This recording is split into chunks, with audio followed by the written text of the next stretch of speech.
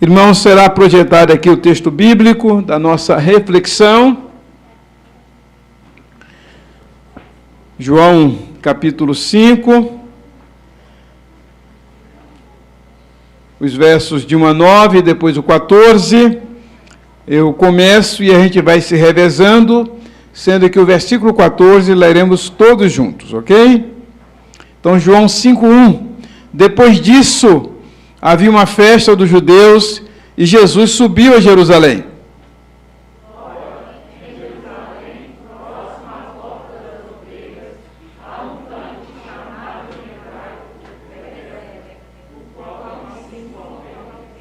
Neste jazia grande multidão de enfermos, cegos, mancos e ressequidos, esperando o movimento da água.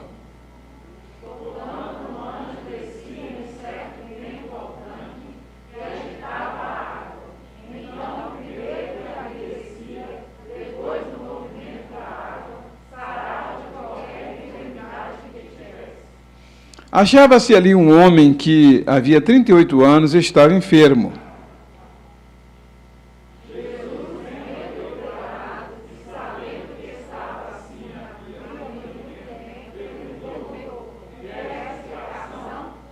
Respondeu-lhe o enfermo: Senhor, não tenho ninguém que, ao ser agitada a água, me ponha no tanque.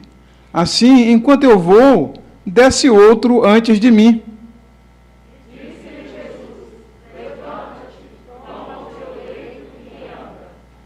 Imediatamente o homem ficou são e, tomando o seu leito, começou a andar. Ora, aquele dia era sábado. Todos juntos agora o versículo 14. Depois Jesus o encontrou no templo e disse-lhe: Olha, já estás curado, não peques mais, para que não te suceda coisa pior.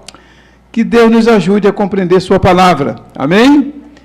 Podem sentar, bem que esse versículo poderia ser o título da nossa mensagem hoje, não peques mais. Mas não é esse o título, e sim, você quer ser curado? Foi isso que Jesus perguntou para aquele homem.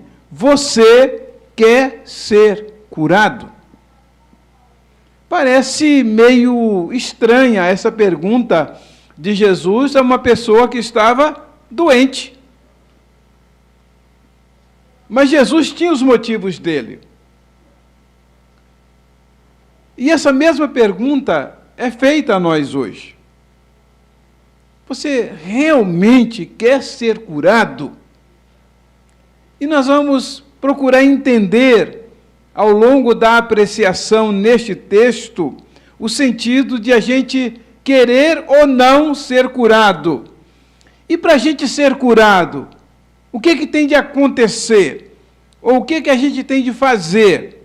Em primeiro lugar, para ser curado, é preciso abrir mão de crendices. Olha, nos versículos 3 e 4, nós lemos o seguinte, começando pelo versículo 3.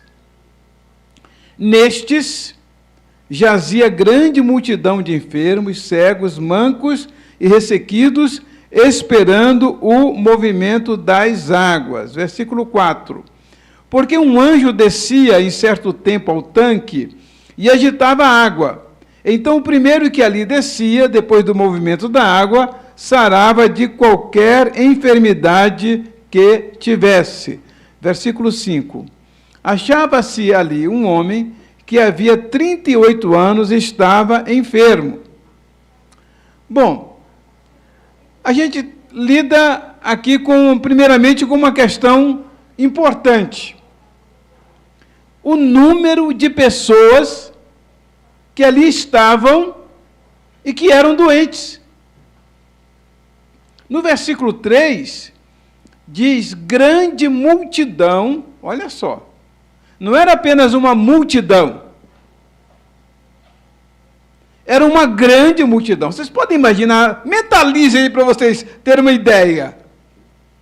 Aleijados, cegos, está dizendo aqui, está vendo? Enfermos, cegos, mancos e ressecados. Então não eram assim 10, 15, 20 pessoas, não. Era todo mundo que estivesse doente e que pudesse chegar até ali e ficava em volta daquela fonte, esperando pela cura, pelo movimento nas águas. Porque havia a crendice, e quando eu estou falando em crendice, é uma fé em algo que não era comprovado, ou que normalmente não pode ser comprovado. Eles criam, era popular, de que um anjo descia ali de tempos em tempos e agitava aquelas águas. E quem descesse primeiro aquele tanque, obviamente, que quem podia descer era quem tivesse menos doente, né? A menos que alguém pegasse e saísse correndo. Eu estava contando essa história para o Joshua, ele falou, vovô, por que ele não pulava, né? Ele falou, bem que ele podia ter pulado, porque ele fica tentando dar solução nos problemas, né? Ele chegou aqui na obra, ele estava aqui cheio de ideia para o irmão Ari, chegou lá em cima e disse, olha, isso aqui tinha que ser feito desse modo, isso feito daquele outro. A gente ficou assim olhando, né? E ele até sugeriu a igreja para contratá-lo em lugar do engenheiro da igreja, né? Para dar ideia. Falou isso mesmo, disse, vai contratar, não precisa pagar engenheiro não, que ele vem e dá ideia. Mas, realmente, só se alguém pulasse ali, não é? Mas parece que esse não era o procedimento normal, porque diz aqui quem primeiro descesse, ou então alguém que fosse levado e colocado ali. Esse relato, irmãos, não consta dos mais antigos manuscritos da Bíblia. É dito que é um relato que foi colocado depois que o cânon da Bíblia, do Novo Testamento, foi fechado. Então, como alguém sabia dessa história, chegou e colocou ali, e aí quando depois outras pessoas foram fazendo cópias da Bíblia, copiaram esse texto também, esse relato também. Então, ele não é considerado como um texto inspirado no que diz respeito aos primeiros manuscritos. Não sabemos se foi uma omissão proposital, foi um descuido de quem copiou inicialmente, e se foi uma boa intenção de quem inseriu depois. Isso é chamado de interpolação. É uma interpolação que é colocada num texto que, de repente, o fato existia, mas que o autor não o colocou. Ok. Esse é um fato para a gente considerar. O outro é que tudo indica, porque como era algo que havia alguma coisa fenomenal que ali acontecia, que devia acontecer mesmo, por isso que alguém depois colocou, é que, de fato, alguma coisa fenomenal acontecia ali. Um fenômeno da natureza. Possivelmente uma intermitência das águas, como, por exemplo, há lugares que têm águas térmicas, tem lugares que têm águas que borbulham de vez em quando, como aqui em Lagoa Santa também, a cidade tem o nome de Lagoa Santa por isso, né? Porque se acreditava, inicialmente, que quem se banhasse aqui na lagoa ficaria curado. E vocês sabem que até foi construída uma capela, né, uma igreja na área ali da lagoa. Dizem que essa igreja está submersa, nesse templo foi submerso. Por causa dessa crendice de que quem se banhasse na lagoa aqui ficaria curado. Então é mais ou menos isso que estava acontecendo ali, e Jesus chega para atender, socorrer aquele homem que ali estava, e ele estava crendo nessa possibilidade. Era uma crendice. em algo que não podia ser comprovado espiritualmente, que de fato acontecesse. As pessoas criam nisto. É como hoje, muitas pessoas vão a lugares que dizem que são lugares milagrosos, e as pessoas dizem que foram curadas, e levam e pagam promessas, mais ou menos assim o que acontecia naquele lugar. E aí, Jesus chega para ele e pergunta se ele quer ser curado. E aí ele diz, olha, Senhor, mas eu não tenho quem, né, me coloque lá. Mas a gente vai pensar um pouquinho mais à frente sobre isso. Então, se você, meu irmão, quer ser curado, precisa ter cuidado com crendices, com superstições, com coisas que são ditas e que não tem uma comprovação espiritual de que, de fato, aquilo acontece. Há muitas pessoas sendo arrastadas para muitos lugares que se dizem sagrados com a fé, que vão ser curadas. Vocês sabem que tem muita gente que traz água de Israel, não é? Traz outros óleos, né? O óleo santo de Israel, não é? E tem gente que traz água de Israel, coloca dentro de uma piscina, e aí todo mundo vai se banhar naquela piscina para ser curado. É um negócio absurdo, que era o que acontecia naquele tempo e que acontece hoje em muitos lugares. Então, é muito importante que você não se baseie em crendices, mas se baseie na pessoa de Jesus, no poder que ele tem de curar. Por isso que ele perguntou, você quer ser curado? Você quer ser curado? Se você quer ser curado, meu irmão, não fica atrás dessas coisas, não. Não vá para esses lugares, não. Você quer ser curado? Você tem que buscar Jesus. Em segundo lugar, se você quer ser curado, você tem a oportunidade de colocar fim ao seu sofrimento. Voltando ao versículo 5, João 5:5, achava-se ali um homem que havia 38 anos que estava enfermo. Versículo 6, Jesus, vendo-o deitado e sabendo que estava assim, havia muito tempo, perguntou-lhe, queres ficar são? Você quer ser curado? Ok, então por que Jesus pergunta isso para ele agora, já nesse outro momento? Olha a informação que o texto nos dá. O homem era doente há quantos anos? 38. Meus irmãos, é uma penúria, é um sofrimento grande, você todos os dias esperar que Deus vai lhe dar a cura. Eu já vi pessoas prostradas num leito, numa cama, por muitos anos. E eu já me impressionei muito também com a fé dessas pessoas. Apesar da condição em que elas estavam, do sofrimento, elas não abriram mão da sua fé. Esse homem levou 38 anos doente. Não sei há quantos tempos, há quantos anos ele estava ali, naquele tanque de Betesda, esperando pela cura. Mas o fato é que a Bíblia diz que ele estava doente há 38 anos.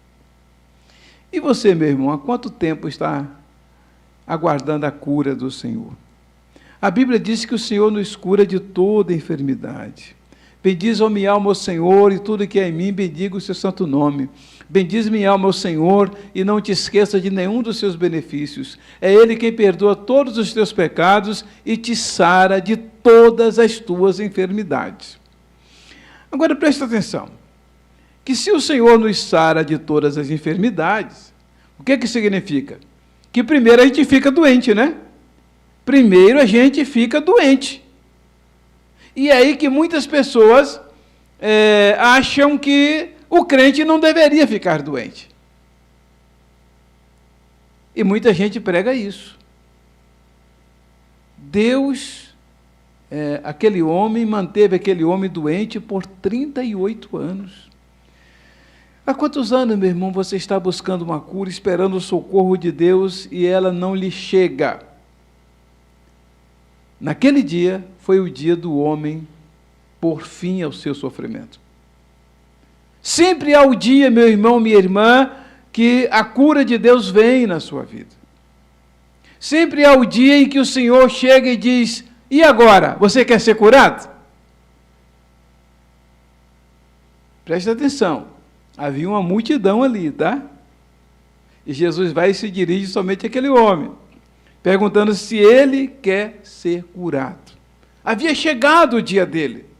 Quem sabe também, meu irmão, minha irmã, você que está aqui, você que me acompanha virtualmente, se hoje não é também o dia de você ter uma visita especial de Jesus para curar sua enfermidade.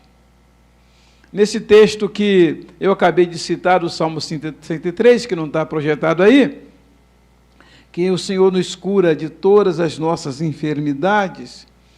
Olha, meus irmãos, se eu fosse olhar na minha vida de quantas enfermidades o Senhor já me curou, na vida da Idélia, dos nossos filhos, como o Senhor já veio em socorro, em nosso socorro tantas vezes, em tantos momentos, e de modo sobrenatural, de modo natural, o Senhor enviando o socorro, o livramento.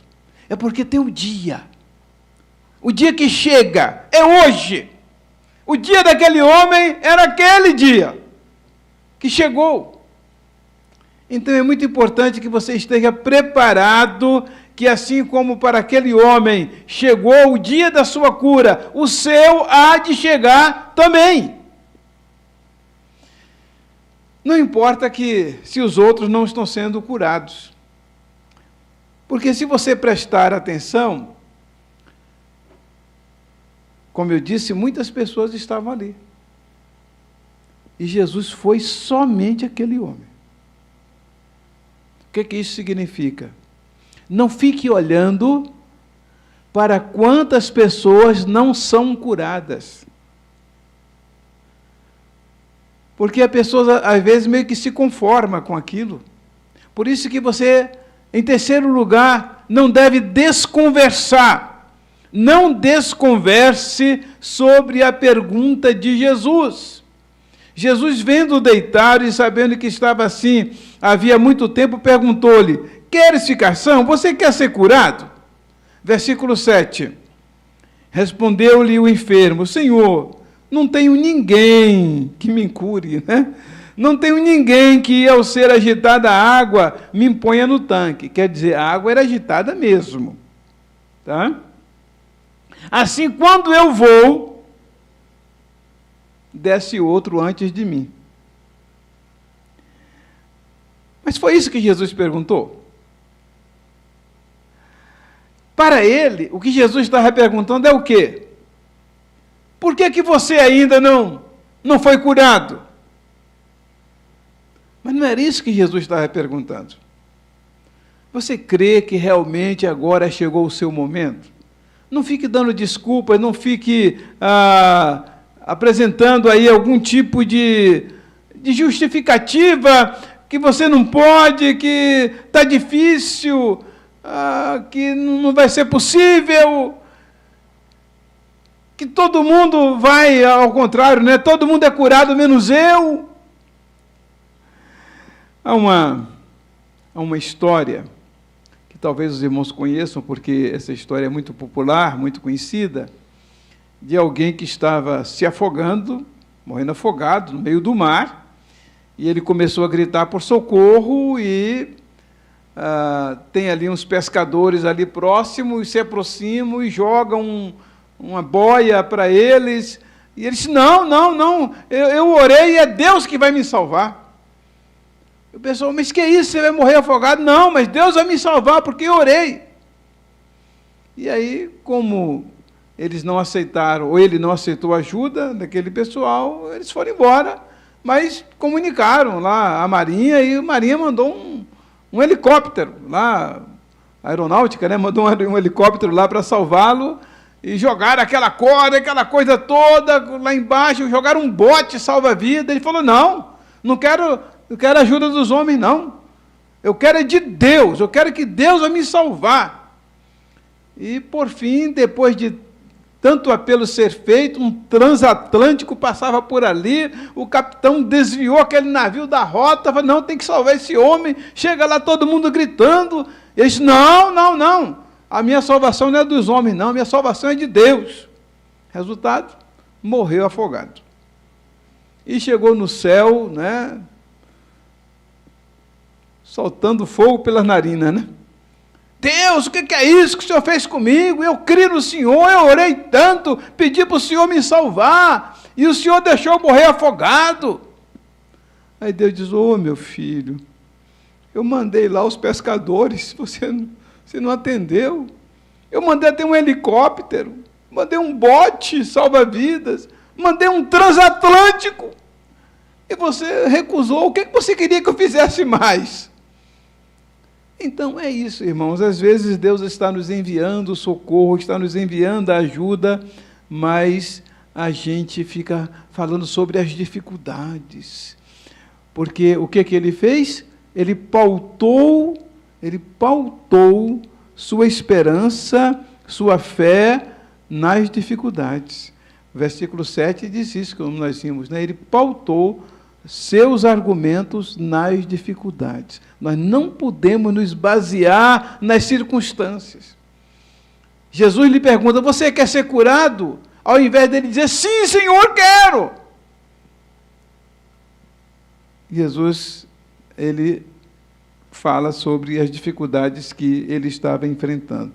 E você, meu irmão, minha irmã, quais são as justificativas para você obedecer a Jesus, que essa é a nossa quarta lição que tiramos dessa pergunta, se você quer ser curado. Se você quer ser curado, meu irmão, obedeça ao que Jesus manda, não fique desconversando, justificando os seus problemas, suas circunstâncias, não. Vocês observam que Jesus não prestou atenção nos argumentos dele. No versículo 8, disse-lhe Jesus, levanta-te, toma o teu leito, pega o teu leito, a tua cama e anda. Foi isso que Jesus disse para ele. Versículo 9, imediatamente o homem ficou são. E tomando o seu leito, começou a andar. A gente vê como Deus é maravilhoso, como Ele às vezes suporta as ignorâncias da gente, aquele homem querendo discutir com Jesus, a gente quer meio que discutir com Deus sobre o seu problema, mas quando Jesus lhe dá a ordem, ele fica são, fica curado, e ele se levanta. Agora, e se ele continuasse argumentando, Senhor Jesus, mas eu não posso andar? Olha só. Porque, além dele ter apresentado o primeiro argumento de que não tinha quem o levasse, como é que um paralítico pode andar? Você está prostrado, você não consegue andar. E chega alguém e diz, fulano, levante-se. Como assim? Interessante que nessa segunda vez ele não questionou a ordem de Jesus. Ele obedeceu. Ele obedeceu, imediatamente ele foi curado e ele obedeceu. Há 38 anos que ele não andava. Há 38 anos que ele estava prostrado. E vocês sabem que as prostrações da nossa vida têm as mais diferentes origens. A prostração daquele homem era física. Mas se você olhar para o tipo de raciocínio dele, você vê que era uma prostração também psicológica, emocional. Ele se sentia um derrotado. Todo mundo conseguia, mas ele não conseguia. Sempre outro ia na frente dele. Às vezes acontece isso com a gente, né? A gente fica olhando para quem conseguiu e para a gente que não está conseguindo. Ele não argumentou mais com Jesus, dizendo, estou aqui há 38 anos, será que o Senhor poderia me levar lá nas águas, né? Será que o Senhor poderia me descer lá? E quando Jesus lhe dá a ordem, ele obedece. Ele se levanta, pega a queima dele e bota nas costas. De hoje em diante, não vou viver mais prostrado. De hoje em diante, não vou mais me deixar ser carregado. Porque era levado e colocado ali. Era levado e colocado ali. Há pessoas que são assim, estão sempre sendo carregadas, estão sempre sendo levadas, precisando que alguém a transporte. No Salmo 27, versículo 14, a palavra de Deus nos manda a esperar no Senhor, a nos animarmos. Veja só, as duas primeiras atitudes são nossas. Perceberam aí? Espera no Senhor e anima-te. Aí o que o Senhor vai fazer? Fortalecer o nosso coração. Espera, pois, no Senhor. Em Filipenses 4:13, aquele versículo que os irmãos dizem, todos nós gostamos de citá-lo, posso todas as coisas naquele, que me fortalece, ou em Cristo que me fortalece. Paulo diz assim, sei estar abatido, sei ficar doente, sei passar por naufrágio, sei ser perseguido, não é? Em tudo eu posso vencer. Esse posso é nesse sentido. Então, quando você crê que Deus vai fortalecê-lo, então você vai tomar a decisão que precisa ser tomada. Foi o que aquele homem fez. Ele tomou a decisão que precisava ser tomada, deixar de ficar prostrado. Isso é muito importante, irmãos, porque há pessoas que têm doença de estimação. Sabe qual é a doença de estimação? É aquela que você está sempre falando sobre ela. Está sempre apegado a ela. Como é que você vai? Mas essa dor na minha perna. Como é que você vai, pastor? Mas a dor na minha coluna. Como é que você vai, fulano? Sempre aquela doença de estimação. E tem pessoas que são mesmo hipocondríacas. Elas, é aquele negócio de pegar a doença de todos e ter todas as doenças do mundo. Essas pessoas, a doença delas as leva a achar que os outros vão ter compaixão delas por causa da doença. Então, ela fica até com dó, assim, meio receosa de ficar curada daquela doença, porque senão, como é que os outros vão ter dó dela? Como é que ela vai ser cercada de atenção? Coitado do irmão fulano, coitada da irmã fulana. Aí ela parece que tem um certo prazer em falar que está doente. Porque se ela não estiver doente, aí que ela não está bem.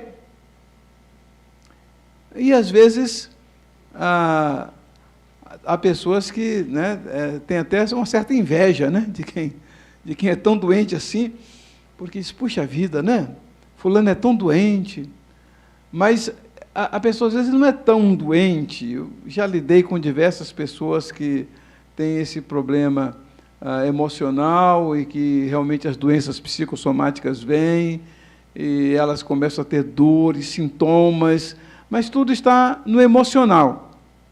E quando elas são tratadas emocionalmente, elas se curam. Eu já contei aqui diversas experiências para os irmãos. Eu conheci uma pessoa, por exemplo, que ela vivia prostrada. Ela ia para o hospital, ficava lá internada, e ela tinha atenção dos médicos, das enfermeiras, e ela era uma pessoa muito amável. Então, parece que aquilo meio que fazia parte da vida dela, até o dia em que ela teve um diagnóstico em que ela não tinha aquelas doenças, por incrível que pareça. Não tinha aquelas doenças de fato, Havia as doenças emocionais, porque as doenças psicossomáticas, a pessoa não está fingindo, não, ela sente mesmo. Só que elas são psicossomáticas. A psique reflete no soma, no corpo. E elas sentem, mas quando elas são tratadas na psique, a doença do corpo desaparece. O corpo são, a mente sana, a mente sã. Quando a mente está sã, o corpo está são, o que diz lá a frase latina. Então, é preciso, é muito importante você obedecer, não continuar prostrado, acomodado à sua situação. Às vezes até meio que parecendo tirar um proveito dela. Toma uma decisão, vamos levantar, sair desse estado de prostração, sair dessa depressão. e tomar o leite, quer dizer, colocar o leite nas costas, quer dizer, ao invés de você ser carregado nele, você que vai carregá-lo. E quinto e último lugar, não peque mais. Interessante, porque este versículo de João 5,14 diz o seguinte: depois Jesus o encontrou no templo e disse-lhe: olha, já estás curado, não peques mais, para que não te suceda coisa pior. Então a gente vê que no caso deste homem ali, a origem da enfermidade dele há 38 anos atrás foi por pecado que ele cometeu. Não quer dizer que todas as pessoas que estejam doentes por causa de pecado. Sabemos, já citei outras vezes aqui para os irmãos, como o caso daquele cego, que era cego de nascença, e não era por causa de pecado nem dele, nem dos pais dele. Isso está em João 9, de 1 a 3. Mas Deus permitiu isso na vida daquele homem, porque diz a palavra de Deus, para que nele se manifestassem as obras de Deus. Entretanto, em Tiago 5,16, ele nos recomenda confessarmos os nossos pecados uns aos outros para nós sermos curados. Aí sim. Aí você vê que, no caso aqui, essa recomendação de Tiago é que muitas enfermidades nossas têm origem no pecado. Sempre o pecado traz enfermidade. Mas nem toda enfermidade vem do pecado. E no caso daquele homem, a recomendação de Jesus era de que ele não voltasse a pecar. Então, aqui, irmãos, cabe uma reflexão. Qual é a origem da minha enfermidade? Eu realmente quero ser curado? Se eu quero ser curado, eu preciso orar, pedir a Deus para saber se a origem dele não foi em alguma abertura espiritual, alguma brecha que eu dei na minha vida e que disso me veio uma enfermidade. É muito importante.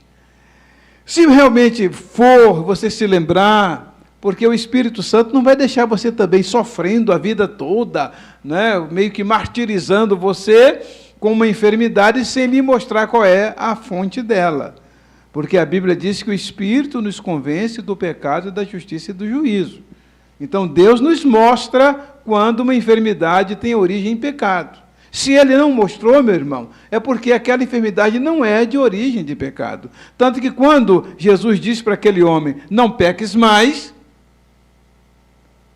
não precisava Jesus explicar. Ele já sabia. Então, é muito importante a gente refletir sobre qual é a fonte, a origem da enfermidade. Orar. Pode orar, meu irmão, que Deus vai lhe mostrar. Vai saber, conhecer o seu coração, a sua sinceridade. E Ele não vai querer ver você sofrendo. Ele vai enviar o socorro para a sua vida. Essa questão do perdão dos pecados é importante, porque tanto nesse texto de Tiago 5,16, quanto em Marcos, capítulo 2, versículo 5, quando aquele homem foi levado a Jesus para ser curado, isso é um outro homem, que é chamado paralítico de Cafarnaum, que leva aquele homem, que coloca ele por cima do telhado, abre o telhado lá e descem ele na presença de Jesus. A primeira coisa que Jesus diz para ele não é, fique curado. A primeira coisa que Jesus perdoados te são os teus pecados. Então, realmente, essa questão de enfermidade, de cura, em muitos casos, está ligada a pecado que a gente precisa resolver com Deus. Daí a pergunta, você quer ser curado? Então você precisa, de fato, orar para Deus lhe mostrar se aquela enfermidade é de uma origem natural, de uma disfunção física, biológica, de um contexto ambiental, ou se aquilo teve origem em um pecado cometido. Vejam que neste caso de Marcos 2,5, a primeira coisa que Jesus diz foi, os teus pecados estão perdoados. Perdoados estão os teus pecados. Salmos 32, versículo 4, é muito importante a gente pensar nisso, porque quando a gente não confessa os pecados, como Davi diz, o humor dele se tornou seco. Ele diz como uma sequidão de estio.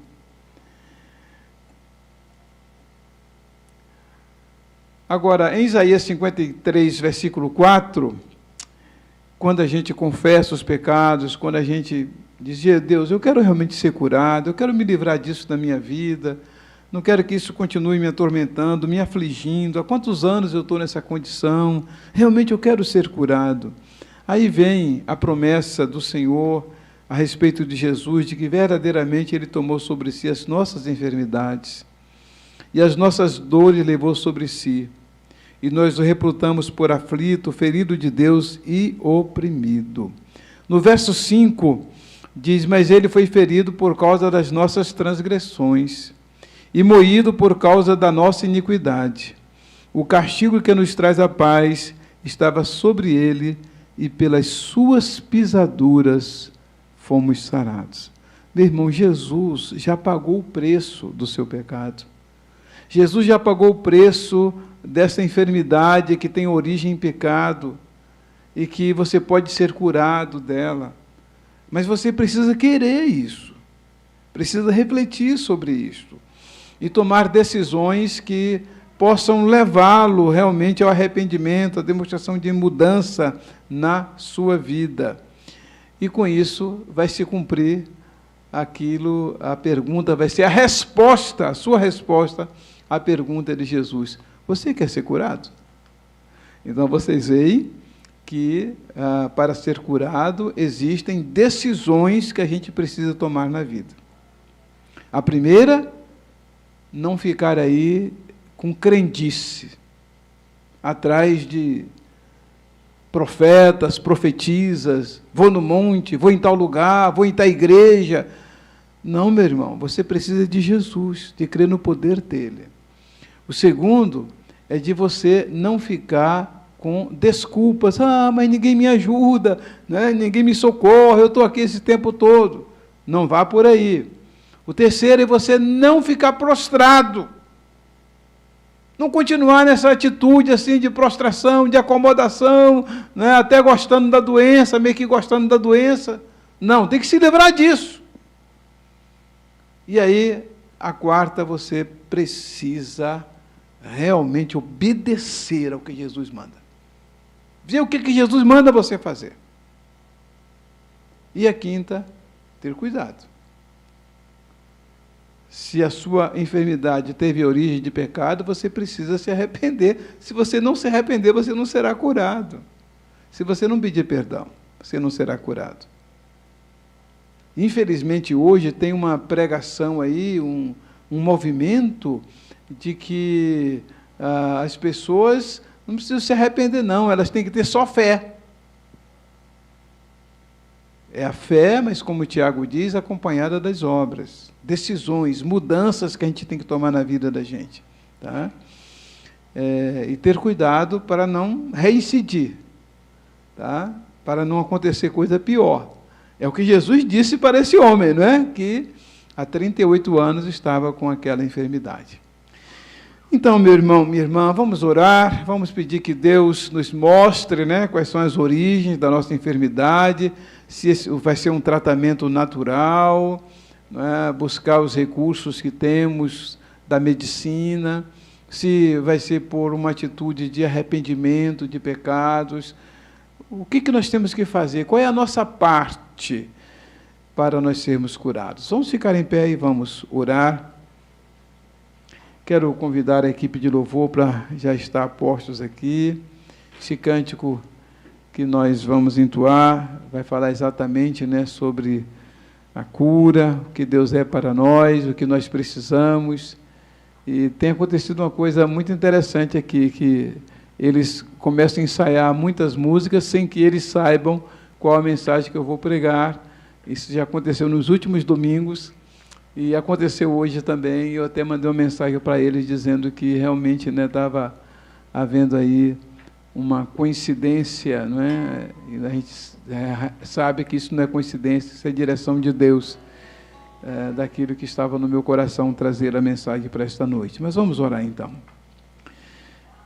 Ó Deus, nosso Pai, Tu que conheces o nosso coração, conheces a nossa vida, a Tua palavra diz que Tu conheces o nosso sentar, o nosso levantar, que antes que a nossa palavra saia da nossa boca, Tu já sabes. Tu conheces, Senhor, o nosso futuro, o nosso presente, e Tu sabes também do nosso passado. Por isso te pedimos, Senhor, que Tu nos ajudes a compreender por que estamos assim, por que precisamos, Senhor, ou estamos lidando com essas enfermidades da nossa vida, quais são os Teus propósitos em tudo isso, como, Senhor, a gente pode ser curado, quais são as decisões que precisamos tomar, inclusive, Pai Santo, se é um tratamento natural, que Tu nos ajudes, nos orientes, mas se primeiro precisamos nos arrepender, Senhor, sobre algum pecado que tenhamos cometido, que trouxe esse desequilíbrio em nosso corpo, Senhor, em nossa mente, que o Teu Espírito Santo também nos mostre e que a gente possa, Senhor, ser curado assim como aquele homem foi curado ali, Senhor. Cuida de cada irmão, de cada irmã, Senhor. Tu que sabes do coração de cada um, só o Senhor conhece o sentimento, o sofrimento de cada um. Há quanto tempo, Senhor, está lidando com esse sofrimento. Por isso clamamos por Tua misericórdia, o Teu socorro, Senhor, no nome de Jesus. Amém. Amém. Sei que Tu